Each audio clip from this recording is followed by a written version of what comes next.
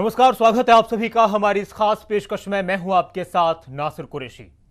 तुम्हारी फाइलों में गांव के मौसम गुलाबी हैं, मगर ये आंकड़े झूठे, ये दावे किताबी हैं। अदम गोंडवी ने बहुत साल पहले ये बात कही थी, अब तो वो इस दुनिया में भी नहीं है। लेकिन इसी बात को किसानों के हवाले से अगर कहा जाए तो बिल्कुल फिट बैठती है। किसानों के लिए वादे, दावे, बातें बहुत सारी की जाती हैं। किसान परेशान है। सवाल ये उठता है कि जब सब कुछ सही हो रहा है तो फिर किसान क्यों रो रहा है।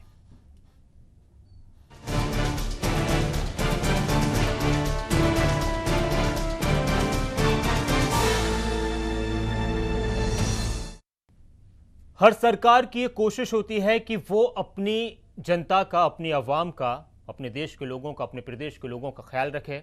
हमारे देश में किसानों को लेकर बहुत सारी बातें की जाती हैं। तमाम सरकारें किसानों के हित की बातें करने के दावे करती हैं, उनके लिए काम करने के दावे करती हैं। जो लोग विपक्ष में होते हैं वो सरकारों की आलोचना करते हैं, उन पर सवाल उठाते हैं। इस वक्त ये हो रखा है देश में कि सभी लोग किसानों की बात कर रहे हैं। सरकार ये दिखाने की लगातार कोशिश कर रही है, जताने की कोशिश कर रही है कि हम किसानों के लिए कितना काम कर रहे हैं। और विपक्ष का ये कहना है कि सरकार किसान विरोधी है, सरकार को किसानों की फिक्र नहीं। और किसान भी कुछ प्रदर्शन कर रहे हैं, अपनी मांगों को लेकर आगे बढ़ रहे हैं। एक कार्यशाला का आयोजन किया गया, इस तरह की और भी कार्यशालाएं की जा रही हैं। सवाल ये खड़ा हो रहा है कि क्या इन कार्यशालाओं से, क्या इस तरह की कोशिशों से किसानों का फायदा होगा या कुछ और करना होगा। इस पर हम चर्चा करेंगे। एक रिपोर्ट देख लीजिए।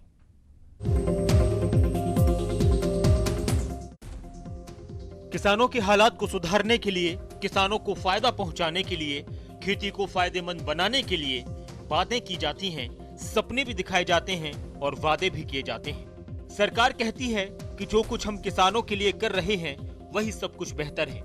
गुरुग्राम में कृषि और किसानों के उत्थान के लिए 2 दिन की कार्यशाला का शुभारंभ किया गया और कहा गया कि इस कार्यशाला के जरिए किसानों की बेहतरी के लिए प्रयास किए जाएंगे। अधिकारियों के साथ चिंतन होगा। इस कार्यशाला का शुभारंभ प्रदेश के कृषि मंत्री ओम प्रकाश धनखड़ ने किया। इस दौरान धनखड़ ने कहा कि 10 साल के लिए योजनाओं को परिपक्व करने के लिए इस कार्यशाला में मंथन किया जाएगा और हरियाणा के किसान खुद अपनी किसान बीमा कंपनी खोलने के लिए तैयारी कर रहे हैं। कार्यशाला नहीं, ये चिंतन बैठक है अगले 10 साल के लिए। वर्तमान समय में जो चैलेंजेज हैं उन चैलेंजेज को कैसे अवसर में बदलें और अगले 10 साल बाद हरियाणा की खेती को कहां पहुंचाना है। तो वहीं सरकार पर विपक्षी लगातार किसान विरोधी होने के आरोप लगा रहे हैं। इनेलो के सांसद दुष्यंत चौटाला ने प्रधानमंत्री फसल बीमा योजना को भी सवालों के घेरे में खड़ा कर दिया। किसान बीमा के नाम पर किसान क्रेडिट कार्ड में 17,000 करोड़ रुपए इकट्ठे किए गए और उसका 2/3 मुनाफा निजी कंपनियों को मिल गया। आपने खुद देखा कि किस तरीके से किसान क्रेडिट कार्ड में आज 17,000 करोड़ रुपए एकत्रित किया गया प्राइवेट कंपनियों द्वारा। पैसा इकट्ठा करने का काम बैंकों का, पैसे का वितरण करने का काम सरकारी मशीनरी का, सर्वे करने का काम सरकारी मशीनरी का, फिर भी 2/3 मुनाफा प्राइवेट कंपनियां जो इंश्योरेंस की उनने कमाया है। तो ऐसी अनेकों त्रुटियां हैं जिसको हम उजागर भी करते हैं और हम केंद्र सरकार से आगामी लोकसभा सत्र में मांग भी करेंगे कि इन लोगों के खिलाफ भी कड़े एक्शन लें। इन दोनों किसानों को लेकर बहुत से प्रदर्शन हुए, किसानों ने खुद भी किए तो राजनीतिक पार्टियां भी किसानों की आवाज बुलंद करने का दावा करती रही। सरकार हमेशा से यही कह रही है कि हम किसानों को लेकर गंभीर हैं और उनके फायदे के लिए काम कर रहे हैं। तो अब बड़ा सवाल ये खड़ा होता है कि किसानों के लिए जो होना चाहिए क्या वही हो रहा है, और अगर सब सही हो रहा है तो फिर किसान क्यों रो रहा है। ब्यूरो रिपोर्ट, जनता टीवी।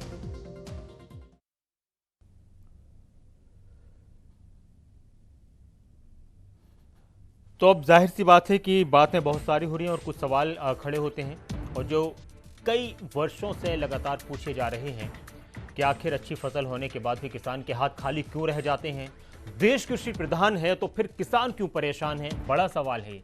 क्या कार्यशालाओं से किसान का कल्याण होगा, ये भी बड़ा सवाल है। और सवाल ये भी है कि जो होना चाहिए क्या वही हो रहा है किसानों के लिए, किसानों के हित के लिए। क्या फसल बीमा योजना से किसानों को फायदा नहीं हो रहा, अगर हो रहा है तो कितना हो रहा है। और आखिरी एक सवाल जो हमेशा से किसान कर रहे हैं, तमाम राजनीतिक पार्टियां करती हैं, जनता करती है कि आखिर किसानों के हालात कब सुधरेंगे, क्योंकि एक अरसा हो चुका है, किसानों की हालात सुधारे जाएंगे, किसानों के लिए काम किया जाएगा। हर बार ये सुनने को मिलता है, हर साल ये सुनने को मिलता है, हर रोज़ ये सुनने को मिलता है कि किसान परेशान हैं। तो जो नुमाइंदे होते हैं, जो प्रतिनिधि होते हैं, जो सरकार होती है, जो सत्ता में पार्टी होती है, वो कहती है कि हम किसानों के हालात सुधारेंगे। कार्यशाला का आयोजन किया गया, बहुत सारी चीज़ें फ़ायदेमंद होती हैं, लेकिन एक सवाल फिर साथ में ये खड़ा भी होता है कि क्या इस तरह की कार्यशालाओं का होना ही ज़्यादा ज़रूरी है, क्या इसके अलावा कुछ और भी ज़रूरी है, और इन कार्यशालाओं से कितना फ़ायदा होगा, सही मायनों में किसानों के लिए क्या करना चाहिए। ये तमाम वो सवाल हैं जिस पर हम चर्चा करेंगे, और इस पर चर्चा करने के लिए मेरे साथ कुछ खास मेहमान जुड़ चुके हैं। एक खास पैनल मेरे साथ है, उनका परिचय मैं आपसे करा देता हूं। हमारे साथ प्रोफेसर अनंतराम साहब हैं, सर बहुत बहुत स्वागत है आपका। सत्यवीर डागर साहब हमारे साथ हैं, कांग्रेस से बहुत बहुत स्वागत है आपका। रविंद्र ढुल साहब हमारे साथ हैं, इंडियन नेशनल लोकदल पार्टी से बहुत बहुत स्वागत है आपका। प्रोफेसर अनंतराम साहब, सर सरकार कार्यशाला कर रही है, किसानों के लिए काम किए जा रहे हैं, फसल बीमा योजना लाई गई किसानों के फ़ायदे के लिए। सरकार ने कहा किसानों के लिए बहुत सारी योजनाएं लाने की कोशिशें की रही हैं, किसानों की समस्याओं को लेकर मंथन चल रहा है। किन इन तमाम चीज़ों को देखते हुए आपको क्या लगता है कि क्या सही दिशा में सारी चीज़ें चल रही हैं किसानों के हवाले से? देखिए, मैं ये कह रहा हूँ, ये आपने कहा कार्यशाला का आयोजन किया, तो ये कार्यशाला का आयोजन हो या ऐसे ही कितने कार्यक्रम सरकार की ओर से समय समय पर किए जाते हैं किसानों को ये कहने के लिए इनको कि फसलों के बारे में उनके बारे में बताया जा रहा है, डाइवर्सिफिकेशन के बारे में बताया जा रहा है, लेकिन उसकी जो वास्तविक समस्याएं हैं, जैसे मैं एक प्रैक्टिकल बात हूँ, आजकल धान की रुपाई चल रही है, अब उसको ट्यूबवेल पे पानी के लिए बिजली नहीं है, बताइए, जब तक पानी ना खड़ा हो तो धान की रुपाई नहीं हो सकती। अब उस कार्यशाला का से उनको क्या लेना, भाई चल एकेडमिक एक्सरसाइज के सिवाय कि तुमने कुछ एकेडमिक एक्सरसाइज कर दी, चंद पेपरों में आ गया और वो उसकी कर दी, भाई हमने किसानों के लिए करें, और यहाँ तक कहा जाना है अगले 10 सालों के लिए। उनमें मंथन भी तो चल रहा है ना? हाँ, नहीं वो मंथन, किसानों की समस्याओं नहीं, पर। एक ये देखिए सत्तारूढ़ दल की बात ये है, चिंतन, मंथन, प्रशिक्षण, शिविर, ये कुछ इन्होंने जुमले घड़ लिए, जुमले ही कहूँगा मैं तो। आप ये बताइए, धरातल पर उसकी कीमत, उसको उसकी उचित मूल्य मिल रहा है, लाभकारी मूल्य, उसको सस्ते बीज मिल रहे हैं, उसको समय पर बिजली पानी मिल रही है, और तभी तो उसकी लागत कम आएगी, तभी तो वो खुश होगा। अगर किसान के लिए सारे काम कर रहे हैं, चाहे कोई भी पार्टी हो, अब कांग्रेस ने पिछले दिनों किसानों की वो की, तो मैं तो ये कहना चाह रहा हूँ, धरातल पे ये देखे कि इन आयोजनों से किसान का कितना लाभ हो रहा है। तो एक सवाल ये उठता है कि फिर कैसे लाभ होगा इन आयोजनों से? नहीं तो होगा जब आप उसको सस्ती बिजली देंगे, सस्ते सुधरे हुए बीज देंगे, खाद देंगे, और उनकी जो फसल है उसका उचित या लाभकारी मूल्य देंगे। ये जब तक आप नहीं करेंगे, इन कार्यशालाओं में मैं भाषणबाजी कर लूँ या 20 साल की प्लान पेश कर दूँ, ये सब आप ये देखें एकेडमिक एक्सरसाइज है। सत्यवीर डागर साहब, बीजेपी सरकार है हाल में, और उनका बार बार ये कहना है कि हम किसानों के लिए फसल बीमा योजना को इतना प्रभावी बनाया गया है, इसके अलावा और भी चीज़ें कर रहे हैं, हम स्वामीनाथन आयोग की सिफारिशों को धीरे धीरे लागू कर रहे हैं। सरकार ये कह रही है कि हम इतना काम कर रहे हैं, और विपक्ष प्रदर्शन कर रहा है। वो इसलिए कर रहा है, विपक्ष प्रदर्शन की कोई मुद्दा तो है नहीं, अपने आप को जिंदा रखना है, लोगों के बीच में रखना है, लोगों को अपनी बात कहनी है, तो कुछ तो मुद्दा चाहिए। तो बेबुनियाद मुद्दे उठा लिए विपक्ष ने। किसानों की परेशानी की बात करें, किसान तो परेशान है नहीं, किसान के लिए काम लगातार सरकार कर रही है। देखिए, बड़ी अजीब बात है कि भारतीय जनता पार्टी के ये बयान हैं, सरकार की ये सोच और मंशा और विचार इस तरह के हैं, तो बड़ी दयनीय स्थिति हमारे हिंदुस्तान की है, जहाँ सबसे ज़्यादा जनसंख्या कृषि पर निर्धारित है, चाहे वो किसान है और किसान के साथ जुड़ा हुआ मजदूर है। दोनों के कम्बिनेशन से ही आज कुछ सालों पहले भारत, हमारा हिंदुस्तान खाने के लिए भी नाज पूरा पैदा नहीं कर पाता था। ये इस किसान की ही बदौलत है जो आज 130 करोड़ की जनसंख्या का पेट भरता है, चाहे वो खुद नंगा रहे, भूखा रहे, परंतु उसका देश की तरक्की में बहुत बड़ा रोल है जी। और वहीं पीछे वित्त मंत्री जी ने कहा था कि 17% जो है, जेटली जी का बयान था कि टोटल जीडीपी में 17% योगदान किसानों का है, तो उनकी नज़र में 17% का कोई मायने नहीं है। अगर देखा जाए तो वो 17% मैं कहता हूँ कि उस 83% से बहुत ज़्यादा है। अगर ये उद्योग फेल हो जाए, किसान अपना अन्न उगाना छोड़ दे, तो कोई भी तरक्की किसी भी देश की वो जीरो हो जाएगी। और जहाँ तक भारतीय जनता पार्टी का बात की नीति है, देखिए कुछ टाइम पहले इन्होंने कृषि मेला लगाया था। कृषि मेला लगाया सूरजकुंड 5 स्टार होटल के अंदर, जो जहाँ मेरे ख्याल कम से कम 50 करोड़ रुपए का इनका बजट था। अगर जो जैसी जानकारी हमारे पास है वो तो ये बता सकते हैं कि कितनी इनके बजट था। उस बजट को इन्होंने बिल्कुल जीरो कर दिया गया, जबकि अगर हरियाणा के अंदर इनको कृषि मेला लगाना था तो करनाल सबसे उपयुक्त जगह है उस मेले के लिए, जहाँ पे देखिए नेशनल डेयरी फार्मिंग का बहुत बड़ा इंडिया लेवल का वहाँ प्रोजेक्ट है, पूसा की वहाँ ब्रांच है, गन्ने का काम वहाँ पे है, गेहूं का वहाँ पे है और आलू का भी वहाँ पे है। अगर वो मेला था लगाना था तो वाकई सबसे उपयुक्त जगह वहाँ पे है।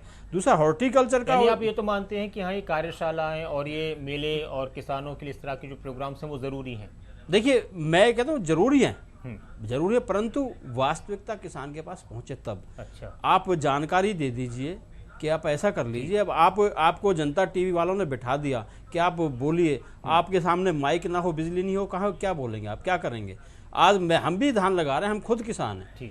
बिजली रात को 3-4 घंटे आती है, 5 घंटे आती है, उससे क्या होगा? आप उस कार्यशाला का क्या करेंगे? चलिए अब थोड़ी देर में बीजेपी के प्रवक्ता जुड़े तो फिर उनसे इन सवालों के जवाब लिए जाएंगे। रबिन ढुल साहब के पास चलते हैं। रबिन ढुल जी, कार्यशाला सरकार लगा रही है, किसान मेले सरकार लगाती है, किसानों के बीच में सरकार जा रही है, चिंतन मनन किया जा रहा है, गहन तरीके से किया जा रहा है, तो आपको नहीं लगता कि विपक्ष को भी सरकार का साथ देना चाहिए? आप भी किसानों के हित की बात कर रहे हैं, सरकार भी किसानों के हित की बात कर रही है, कांग्रेस भी किसानों के हित की बात कर रही है, तो सब मिलकर किसानों की बात करें, सरकार का सहयोग करें। सरकार हमेशा कहती है कि विपक्ष तो सिर्फ घेरने की कोशिश करता है, साथ देने की कोशिश नहीं करता। देखिए मैं आपकी बात से सहमत नहीं हूँ। जिस प्रकार से भारतीय जनता पार्टी कहती है ना, मैं आपको इनका जवाब देता हूँ।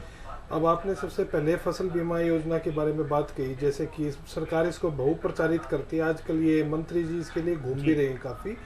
तो जब पिछला सेशन था, जिस समय पर ये फसल बीमा आई थी, उस समय पर सेशन आया था, तो हमारी पार्टी की तरफ से विधानसभा के अंदर बहुत से सुझाव दिए गए थे।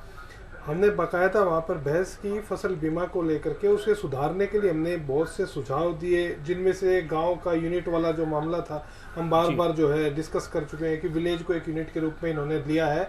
इस प्रकार के मामले हमने कहे कि भी आपको तुरंत प्रभाव से इनको सुधारना चाहिए। जैसे अग्नि है, अग्नि के आपके नुकसान को भी आप फसल बीमा में नहीं डालते हैं। हमने 50 इनको सुझाव दिए होंगे सरकार को। बड़ी एक दुर्भाग्यपूर्ण स्थिति है कि उन सुझावों में से एक भी सुझाव आज तक जो है सरकार ने इम्प्लीमेंट नहीं किया। इसका कारण ये है कि सरकार एक तरफ जो है ना, मैं आपको बताता हूँ, ये स्वामीनाथन रिपोर्ट की बार बार बात करते हैं कि हम इसको लागू कर रहे हैं। मैं आपको बता दूं, स्वामीनाथन रिपोर्ट जो है बड़ी बैलेंस्ड रिपोर्ट है। उसमें जो है बहुत सारे तो सुधार दिए गए इन्होंने, जैसे सॉइल हेल्थ कार्ड है या फिर अपने फसल बीमा योजना है। फसल बीमा के बारे में जैसे डॉक्टर साहब ने पहले भी बताया था कि यहाँ पर ये कहा गया है कि सरकार इसे बियर करे। तो इसमें जो सरकार ने क्या किया, सरकार ने चीजें पकड़ी वो जिसमें किसानों से पैसा लिया जा सके, जैसे कि फसल बीमा है। यहाँ पर आपने कह दिया कि भी हम प्रीमियम देंगे, जबरदस्ती कर लिया। जैसे दुष्यंत जी ने बताया 17,500 करोड़ रुपया जो है किसानों से लिया जा सके, दिया गया कितना, उसका 1/3 से भी कम। मतलब आप देखिए कि किसान जो आपकी बीमा कंपनी है वो कितने जबरदस्त प्रॉफिट में गई है पिछले साल।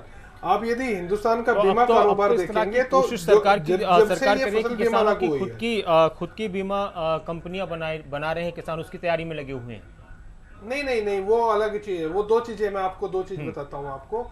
एक तो ये कह रहे हैं कि भाई पंजाब की तर्ज पे पहले पंजाब ने घोषणा की थी कि हम अपनी फसल बीमा कंपनी बनाएंगे सरकारी, जो कि ये काम करेगी, ठीक है, ताकि किसानों की लूट ना उसके। तो उसकी तर्ज पे हरियाणा सरकार ने बाद में कहा कि भाई हम जो है अपनी कंपनी बनाएंगे सरकार, ताकि लूट ना उसके। मतलब सरकार ने पहले तो माना कि लूट ना उसके। और जहां तक बात ये कंपनी, जिस कंपनी की ये बात कर रहे हैं, मैं आपको बता रहा हूँ, किसान कंपनियां बना रहे हैं। वो किसान कंपनी का कॉन्सेप्ट है जो कंपनीज एक्ट के तहत जो है 2013 में आया था। उस एक्ट के तहत वो कंपनी का प्रोजेक्ट है। उसमें क्या है कि यदि किसान मिलकर के एक कंपनी बनाते हैं, सृजन करते हैं, तो उन्हें उस कंपनी पे कोई टैक्स नहीं देना पड़ता। जहां तक बात उस कंपनी कंसेप्ट की है, मैं मानता हूं कि सरकार को उसे जो है किसानों को लगातार बताना चाहिए। लेकिन वो किसानों को बताइए। अच्छा, एक सवाल, सिंपल सा सवाल ढुल साहब, ऐसा क्यों लगता है आपको कि सरकार किसानों के लिए कुछ नहीं कर रही? मैं बता रहा हूं ना आपको, एक कारण है।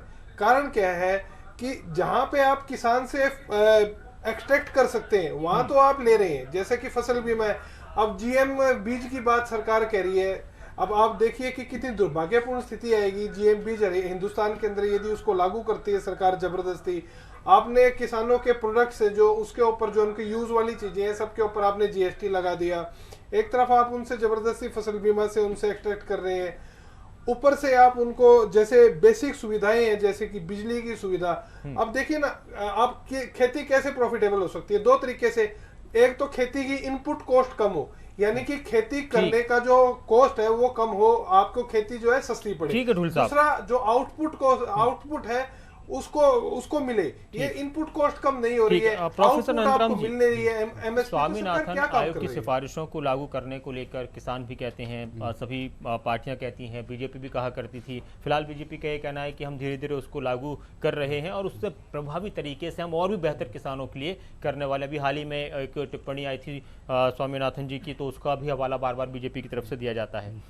हम कई बार इस पर बात कर चुके हैं कि क्या स्वामीनाथन आयोग की जो सिफारिशें हैं, जो रिपोर्ट आई है किसानों के हवाले से, उसमें क्या वाकई में इतनी बेहतरीन बातें हैं कि अगर उसको उसी तरीके से लागू कर दिया जाए वक्त के हिसाब से ठीक तरीके से, तो किसानों की मुश्किलें आसान हो जाएंगी, परेशानियां दूर हो जाएंगी? नहीं, निश्चित रूप से जो 10 सिफारिशें मुख्य है स्वामीनाथन जी की, चाहे वो लाभकारी मूल्य देने की बात है, चाहे सस्ते बीज देने की बात है, समय पर बिजली पानी की बात है, बीमा की बात है, वो आज भी प्रभावी है। हाँ, बिल्कुल। अगर उसी स्पिरिट में लागू किया जाए, अगर आप उसको इस ढंग से लेंगे जैसे इन्होंने की, अब जाओ जैसे गांव को इकाई मान लिया, अब जरूरी है सारे गांव में नुकसान हो जाए। अच्छा, तो उसको इस ढंग से, और ये कह रहे हैं हम लागू कर रहे हैं। मैं ये कह रहा हूँ अगर स्वामीनाथन की उन रिपोर्टों को वाकई में उसी स्पिरिट से, जिस स्पिरिट से उन्होंने रिकमेंड किया है, तो पहले तो आप बात देखिए कि ये 2006 में आ गई थी रिपोर्ट, और उसके बाद एक कमेटी बनी जिसके मुखिया उस तत्कालीन कांग्रेस के जो मुख्यमंत्री थे चौधरी भूपेंद्र सिंह को बनाया गया था, लेकिन उस पर कोई कार्य नहीं हुआ, कोई लागू नहीं हुआ।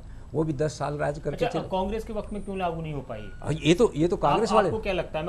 नहीं, उन्होंने ध्यान नहीं दिया। मतलब आप ये देखिए, एक समिति बनाई थी उसको इम्प्लीमेंट करने के लिए, सरकार ने अपनी ये दिखाने के लिए कि हम गंभीर हैं, तो उसके मुखिया तत्कालीन हरियाणा के मुख्यमंत्री चौधरी भूपेंद्र सिंह थे, लेकिन उस पर कोई कार्रवाई नहीं हुई।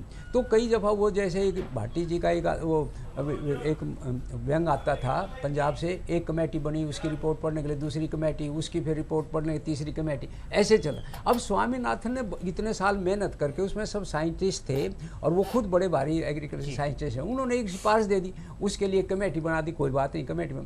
तो उस कमेटी ने क्या किया? तो मैं कह रहा हूँ कि ये कोई गंभीरता से नहीं लेता, ये कागजों तक सीमित रह जाती हैं, फाइलें उसकी दीमक चाटती रहती हैं, उन बेचारों के धरातल पे कोई लाभ नहीं हो रहा। चाहे वो लाभकारी मूल्य देने की बात है, चाहे अच्छे बीज सप्लाई करना है, चाहे समय पर बिजली। मैंने आरंभ में टिप्पणी में कहा, जैसे आजकल धान की रोपाई चल रही है, और कांग्रेस प्रवक्ता जी बता रहे थे कि आप मान लीजिए शाम आपको दो घंटे बिजली दे के कट लगा दिया आपने, वो जब तक पानी में खेत में पानी नहीं खड़ा होगा, क्या रोपाई करेगा वो? सत्यवीर डागर साहब, आपके पास भी वक्त था, 10 साल सरकार रही है, आपने सुना भी कि खुद उस कमेटी जो रिपोर्ट पेश की गई थी स्वामीनाथन जी की तरफ से, उस पर कि उसको किस तरह से लागू किया जाए, क्यों नहीं कर पाए? आप प्रदर्शन कर रहे हैं अब आकर, तो ये वही एक सिलसिला है कि जब विपक्ष में रहेंगे तो किसानों की बात करेंगे, अपने वक्त में वादों के मुताबिक काम नहीं करेंगे। देखिए, ये डॉक्टर साहब के अपने विचार हो सकते हैं, हो सकता है नहीं, मैं बताता हूँ अभी, आप मुझे तो बोलने दें। जी बोलिए। कांग्रेस ने जो सबसे बड़ी बात डॉक्टर साहब ने सबसे पहले की थी, बिजली की बात, बिजली के उसमें आत्मनिर्भर हरियाणा को बनाया। आज ज़रूरत से ज़्यादा उपलब्धता बिजली की है, तो सरकार बिजली देती क्यों नहीं? किसान डीजल क्यों फूके अपना, क्यों उस तरफ जाए कि उसकी कॉस्ट ज़्यादा बढ़े? तो बिजली सरकार को देनी चाहिए। सरप्लस बता रहे हैं। हाँ जी, उससे ज़्यादा जितनी डिमांड है, मतलब सब। आप कितने देते थे बिजली, कितने घंटे? हमारी 10 और 12। हमने एक काम किया था, गांव और जो एग्रीकल्चर फीडर लाइन को, दोनों को सेपरेट कर दिया गया था, जिससे कि गांव और शहर की बिजली का आपस में क्लैश ना हो। अच्छा। और वहाँ पे दिक्कत ना हो। तो गांव की सप्लाई अलग थी और जो एग्रीकल्चर लाइन थी उसको अलग किया गया था, जिससे कि 10, 12, 14 घंटे तक भी बिजली किसान को मिल सके। और जहाँ तक आप कहते स्वामीनाथन की डॉक्टर साहब, मैं आपके विचार है, मैं ये नहीं कह सकता कि आप ऐसा क्यों कह रहे हैं, परंतु आप देखिए धान के रेट जहाँ बासमती या उसके वो ठीक है, देखो डागर साहब वो ठीक है, लेकिन बात हो रही है रिपोर्ट को लागू करने की, उसके मुताबिक सिफारिशों को उसके मुताबिक करने के लिए। आप कह रहे हैं ना कि लागू करें, तो आप वैसे ही कर देते ना, लोगों की यही मांग थी। अब आप उससे बेहतर करें, नहीं कर पाए, वो अलग बात है। देखिए हमने उससे ज्यादा कहीं रेट किसान को मिला है। दूसरी बात किसान आज कह रहे थे कि आप उसको लागू करो, क्यों ज्यादा कर रहे मैं हो? कहता हूं, आज आज भी कह रहे हैं किसान। आज मैं वही बात कह रहा हूँ, आज ये कांग्रेस ने या विपक्ष ने किसी प्रदेश में नहीं किया है। आज स्वयं, अब देखिए शुरुआत कहाँ से हुई है, मध्य प्रदेश से शुरुआत हुई है, जहाँ पे 15 साल से ये लोग बैठे हैं। आज अगर ये विपक्ष के ऊपर भारतीय जनता पार्टी ब्लेम करती है तो बड़ी शर्म की बात है। खुद शर्म आनी चाहिए इस पार्टी को कि इन्हीं के काम आज आपके टीवी चैनल के माध्यम से हर 2 घंटे में दिखाई जाती है कि आज फलाने प्रदेश में किसान ने आत्महत्या की, हर एक घंटे 2 घंटे में आत्महत्या कर ली। पंजाब में आपकी सरकार है, ये पंजाब कितने दिन हुए हैं अभी लगातार नहीं, उन्हीं का कर्म भुगत रहे ना। पंजाब में भी अभी तो मार्च में सत्ता संभाली है कांग्रेस ने, हाँ जी, और वहां पे आगे काम भी किया। अप्रैल मई तक चल जाता, तो जून जुलाई में परसों आत्महत्या हुई है पंजाब में जनाब। अभी खुद खबर सुन पड़ा, मैं ये कह रहा हूँ मार्च को कितने दिन हुए हैं, आते ही कदम भी उठाए उन्होंने। ऐसा नहीं कि नहीं किया, कांग्रेस ने नहीं किया। आप केवल पंजाब की बात कर रहे हैं, मैं को हरियाणा ले लीजिए, आप राजस्थान लीजिए, आपको बताया है नहीं, आप मध्य प्रदेश में भी किसान आत्महत्या कर रहे हैं। और तो मैं वही कह रहा हूँ, जहां किसानों का बुरा हाल है जी, जहां भारतीय जनता पार्टी की सरकार है, आप किसी प्रदेश में चले जाइए, शुरुआत वहां से हुई है। बजाय किसी विपक्षी पार्टी को ये दोष देते, इनकी नियत में खोट है। ठीक है। अच्छा रमन ढूल साहब, सबकी कांग्रेस को बीजेपी की नियत में खोट नजर आता है, बीजेपी को आपकी और कांग्रेस की नियत में खोट नजर आता है, आपको कांग्रेस और बीजेपी की नियत में खोट नजर आता है। ढूल साहब, किसानों का कभी कोई वक्त रहा है, अच्छा वक्त रहा है, अगर ईमानदारी से हम बात करें, राजनीति ना हुई हो, सही तरीके से काम किए गए हों देश के प्रदेश के अंदर किसानों के लिए, और वो वक्त अगर अच्छा रहा है तो उसको दोबारा से अब कैसे लाया जा सकता है? कोई मिसाल है आपके पास अपने वक्त की, अपने कार्यकाल की? मैं आपको स्पष्ट बता रहा हूँ, नहीं मैं आपको स्पष्ट बता रहा हूँ, इस मामले में कतई भी राजनीति नहीं करूंगा। पहली बात, आपको किसान आत्महत्या का मैं डाटा बताता हूँ, हमारी सरकार से प्रारंभ होता हूँ मैं। पिछले 20 वर्ष में, मतलब कि 1997 से 2017 तक पूरे हिंदुस्तान में जो है आत्महत्या करने वाले किसान हैं, उनकी संख्या 3 लाख।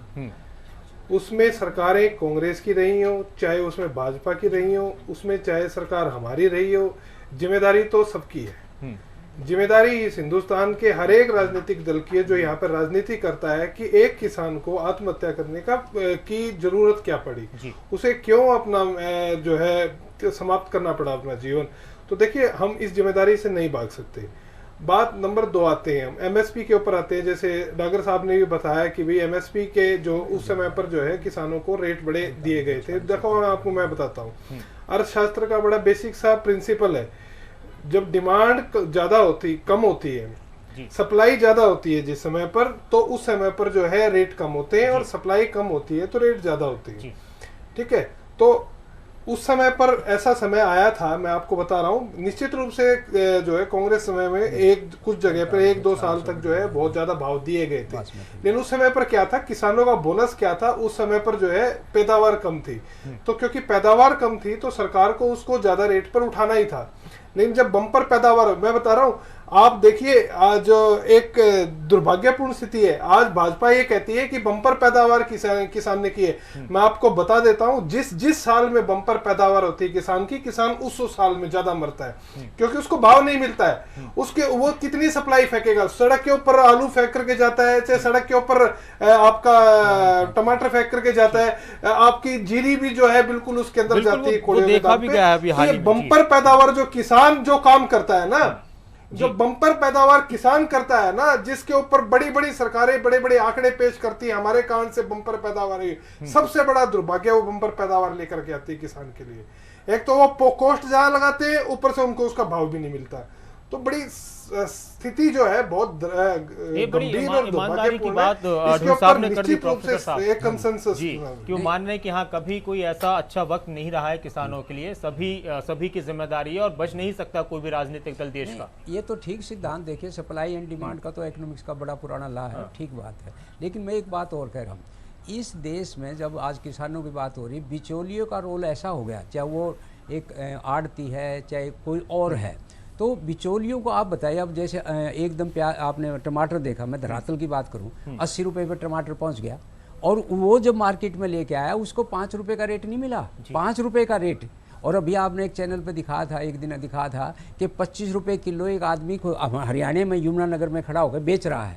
इसका मतलब है कि वो इतनी नहीं जो कमा रहे हैं, 80 रुपये बेच रहे हैं, वो ज़्यादा मुनाफा कमा रहे हैं। जब उनके हाथ में चले जाते हैं, चाहे वो सरसों है, चाहे गेहूं है, चाहे चावल है, चाहे चना है। आप चने की बात ले लो, चने का मेरे अपने इतनी उम्र 75 साल की उम्र हो गई, तो मुझे आज तक याद नहीं, अब पहले तो मिलता ही नहीं था, खैर तो 4200-4300 से ऊपर कभी चने का दाम नहीं हुआ। लेकिन वही चना आप लेने चले जाओ, सिंपल आटा, ये नहीं कि उसको हल्दीराम का मसाला लगा दिया, नहीं, वो आपको उसके चने का जो आटा मिलेगा वो 88 रुपये मिलेगा, मतलब 8,800। अच्छा, इसी तरह से अब वो जो उडेल के चलेगा प्याज, नहीं सुनिए, तो बिचौलियों को बता रहा हूँ ना, उसको खत्म ही नहीं किया जा रहा। अब प्याज जो है ना आपके जिसकी जिक्र करें, मध्य प्रदेश में, महाराष्ट्र में, चाहे नासिक का प्याज हो चाहे कहीं का, उडेल के चलागा, उसको दाम नहीं मिला। आपके टीवी चैनलों सब ने दिखा, सड़ गया वो।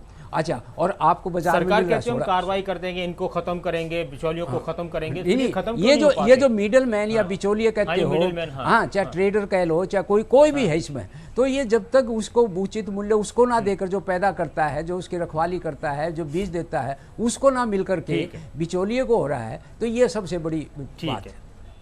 तो अभी और भी हम बात बहुत सारी निकलकर सामने आ रही है, बड़े ही सार्थक तरीके से, व्यापक तरीके से इस मुद्दे पर चर्चा कर रहे हैं, और आज बड़ी गंभीर हम चर्चा कर रहे हैं, क्योंकि किसानों की बातें गंभीरता से, और गंभीरता से तो बातें ना हो, काम भी हो जाए तो बहुत बेहतर है। लगातार चर्चा जारी है, छोटे से ब्रेक के लिए रुकते हैं, जल्द हाजिर होते हैं।